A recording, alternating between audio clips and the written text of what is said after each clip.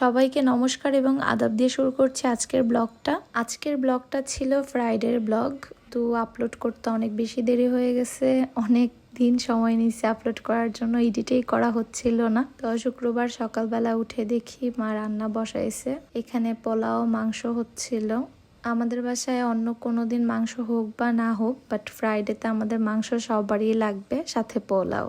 আর ইদানিং আমার রান্নাও করতে হচ্ছে না, মাই সব রান্না করছে। একদিকে ভালোই হয়েছে, আমার কাজ অনেকটা কমে গেছে, আমি শুধু ভিডিও করি। তার সাথে ছিল কড়া করে রুই মাছ ভাজি, তারপর গোল গোল বেগুন ভাজি। আজকে খাবারটা পুরো জমেই যাবে। আর আজকের প্রত্যেকটা রেসিপি আমার অনেক ফেভারিট ছিল। রুই মাছ ভাজিটাও মা একদম আমার পছন্দ মতো করছে, কড়া করে করকড়া করে।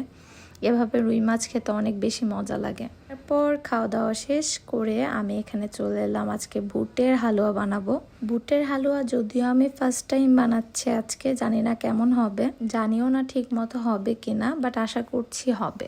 সকালে আমি উঠে ঘুম থেকে বুটের ডাল ভিজায় রাখছি, এখন এগুলো আমি সিদ্ধ দিব, তাও দুধ দিয়ে সিদ্ধ করব। এখানে দিচ্ছি আমি একটু বেকিং সোডা দিলে নাকি ডাল তাড়াতাড়ি সিদ্ধ হয়, যার কারণে দিছিলাম এখানে। আর এখানে একটু গরম মশলা দিছিলাম, এলাচির গুঁড়া ছিল না, আমি ভাবলাম এখানেই দিয়ে ফেলি। এখানে কিন্তু আমি কোনো রেসিপি শেয়ার করছি না, কারণ আমি এটা নিজেই পারি না, আজকে আমি নিজেই ফার্স্ট টাইম বানাচ্ছি। আমার থেকে সবাই অনেক ভালো পারে এটা। এই তো আমি এখানে কয়েকটা সিটি দিয়ে দিছি, আর এখন আমি বসাবো এটা। এখানে আমি অনেক বেশি পরিমাণে ঘি দিয়ে নিচ্ছি, আমি এখানে ঘি দিয়েই রান্না করব।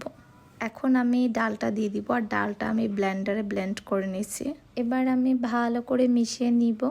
সাইডে একটু কালো কালো দেখা যাচ্ছে, যেগুলো হচ্ছে গরম মশলা, এগুলা ব্লেন্ড হয় নাই, জানি না কেন। তো এগুলা আমার উঠাইতে অনেক কষ্ট হয়েছে, লাড়তে লাড়তে তারপর যা পাইছি সেগুলো উঠায় নিছি।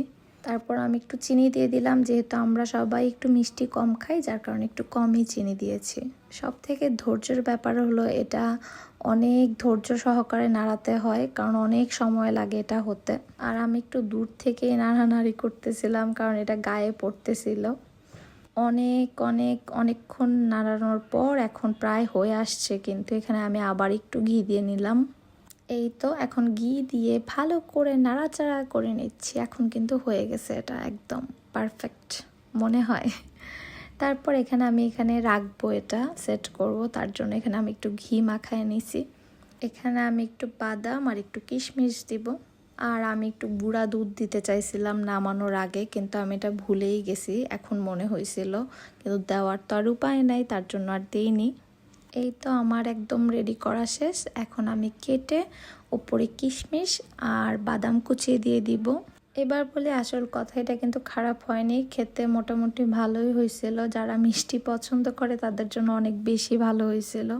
আমার এই রান্নাটাতে যদি কোনো ভুল থাকে তাহলে অবশ্যই কমেন্টে বলবে যে কোনটা ভুল হয়েছে বা কি দেওয়া লাগতো, কি দিলে বেশি ভালো হয়। এই তো বাদাম কুচি দেওয়ার পর দেখলাম অনেক সুন্দর লাগছে দেখতে। আর আজকের ভিডিওটা এই পর্যন্তই। সবাই ভালো থাকবা, সুস্থ থাকবা, টাটা সবাইকে।